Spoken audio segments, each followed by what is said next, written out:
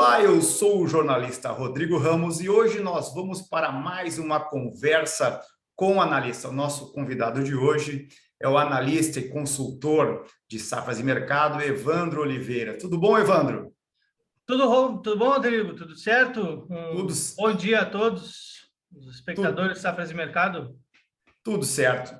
E com boas notícias para o arroz, né, Evandro?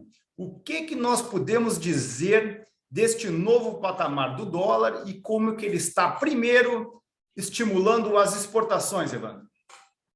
Pois é, Rodrigo, o dólar elevado, oscilando aí bastante agora com essa época aí de pós-eleições, né, Rodrigo? A gente viu que o dólar tem oscilado bastante, principalmente ao redor aí de entre 5,30, 5,40, que é aquele patamar favorável às tradings para o avanço, né, de novas vendas externas. A gente viu que isso tem favorecido o avanço das exportações.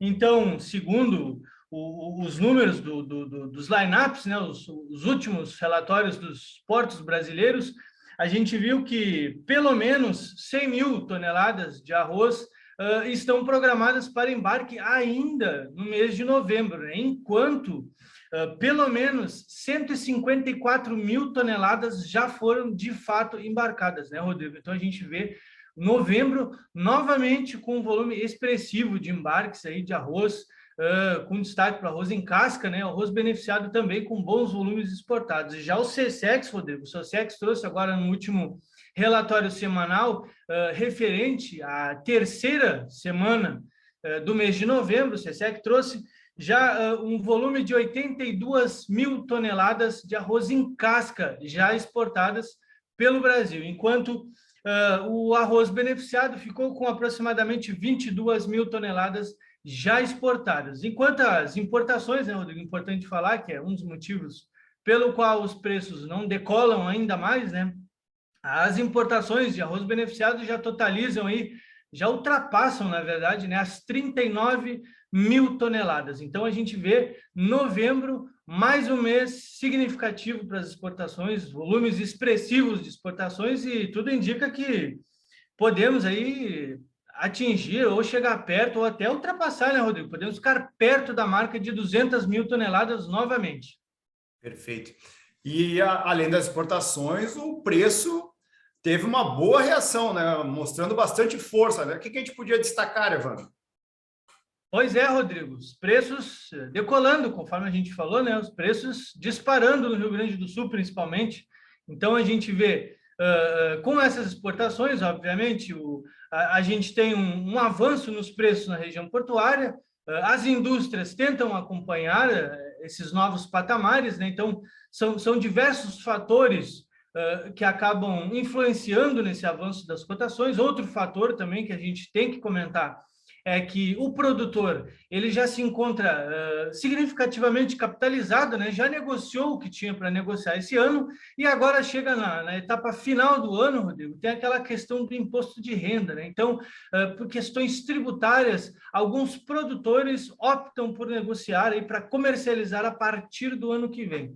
Então, nós temos uma menor oferta, né? O vendedor acaba retendo, controlando o lado da oferta e os preços começam a subir ainda mais. Outro fator, Rodrigo, que é importante a gente comentar é que as importações do Paraguai, o Paraguai está começando a ficar sem arroz beneficiado, Rodrigo, está começando a faltar arroz beneficiado no Paraguai. O Paraguai já exportou, né, volumes expressivos para o Brasil e agora está diminuindo o ritmo das exportações e algumas indústrias do Centro-Oeste, do Sudeste, acabam tendo que vir buscar arroz no Rio Grande do Sul, distorcendo ainda mais as cotações gaúchas. Então, na região ali da planície costeira externa e interna também, região de mostardas, Rodrigo, já ultrapassando os R$ 85 a saca de 50 quilos. Capivari do Sul também chegando à marca aí de aproximadamente R$ 90 por saca, Rodrigo. Então a gente vê que é um avanço significativo nos preços. Na região portuária, como a gente falou, Pelotas já atingindo R$ 89,00 por saca e Rio Grande com R$ 92,00, negócios realizados a R$ 92,00 por saca. Então, preços disparando. Fronteira Oeste também, não podemos esquecer, né, Rodrigo? Fronteira Oeste, região de São Borja, ultrapassando já os R$ 85,00 também, Rodrigo.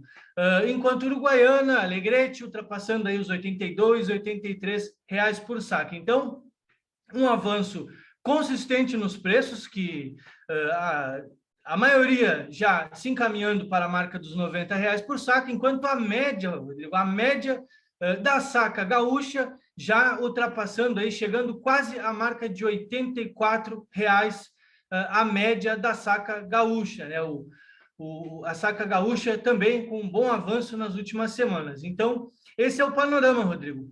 Uma menor oferta, uma boa, uma demanda aquecida, né, tanto interna quanto externa, e a tendência é de que esse viés de alta dos preços ele tende a permanecer pelo menos até a entrada da colheita, né, Rodrigo? Lá em meados do mês de março, mês de fevereiro, mês de março. Então, esse é o panorama dos preços do arroz em casca.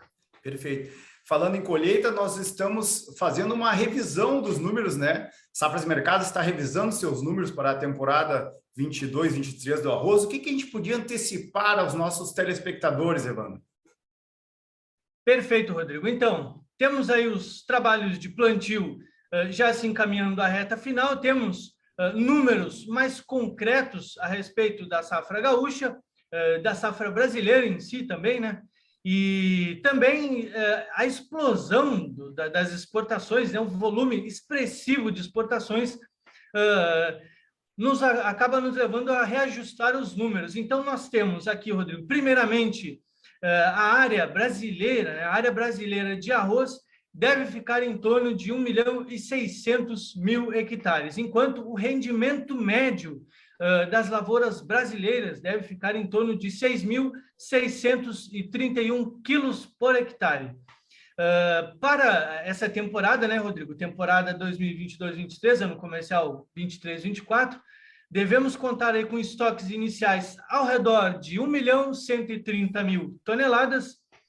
A produção, Rodrigo, a produção foi ajustada, né? Agora o nosso número de produção deve ficar em torno de 10.621.000 toneladas, enquanto as importações seguem num ritmo normal, então não sofreram um ajuste tão consistente. As importações de arroz devem continuar aí ao redor de 1.190.000 toneladas, e as exportações, Rodrigo, as exportações sofreram sim um reajuste positivo, um ajuste positivo em virtude de todos esse volume de vendas externas que nós tivemos nos últimos meses, devendo fechar a temporada ao redor de 1.850.000 toneladas.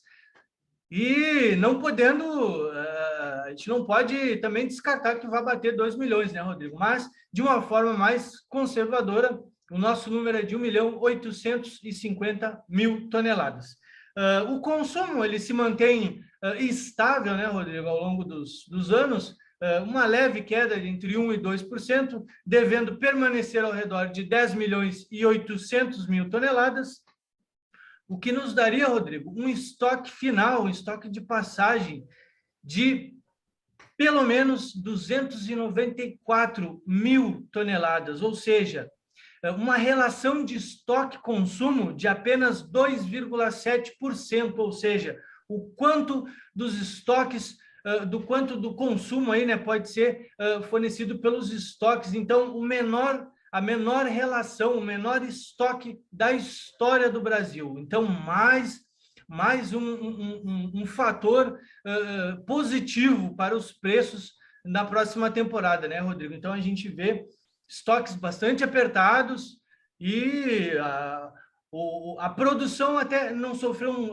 como a gente havia comentado nas últimas estimativas, a produção ainda não sofre um corte tão impactante em virtude de uma possível recuperação nas produtividades, né, Rodrigo?